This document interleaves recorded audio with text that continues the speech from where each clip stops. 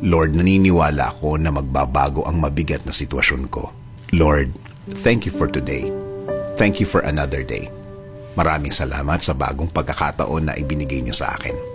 Maraming salamat, Lord, kasi alam ko maraming magandang pangyayari ang mangyayari sa araw na ito. Alam ko na puno ng pagpapala ang araw na ito. Maraming magagandang pangyayari ang ibibigay niyo sa akin. Alam kong patuloy ang pagbibigay niyo ng magagandang bagay sa aking buhay. Mas maayos at mas tama kaysa sa mga nagdaang mga araw. I am giving and submitting everything to you, Lord. Ikaw na ang bahala sa aking araw-araw. Patuloy mo akong i-lead sa aking buhay. Patuloy mo akong bigyan ng guidance. Alam kong patuloy mong ilalagay ang mga bagong opportunity sa aking buhay, Lord. Sa iyo ako palagi titingin. Sa iyo palagi ako magfo-focus. At hindi sa mga mahihirap na nararanasan ko. At hindi sa mga sitwasyon na nasa harap ko. Sa mga bagay na kung iisipin ko, Lord, ay malulungkot lang ako at iisipin bumigay. Again, Lord, I declare this will be a good day today. It will be better than yesterday.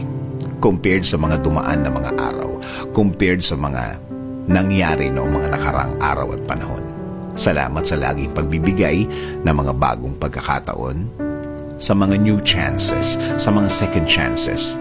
Sa plano niyo ako titingin palagi, sa magandang finished product ng plano niyo sa akin.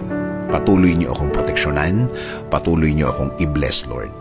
Patuloy niyong ilagay ang mga tamang opportunities sa aking way.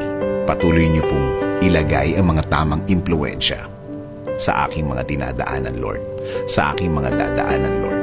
Itinataas ko din sa inyo ang aking pamilya. Patuloy niyo din silang alagaan. Ilayo niyo po sila sa mga masasama, mga taong may maitim na balak sa kanila at sa akin, Lord.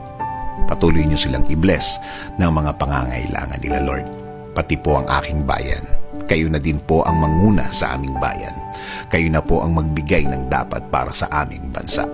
Patuloy niyong gawing mas matalino ang mga namumuno ng aming bansa.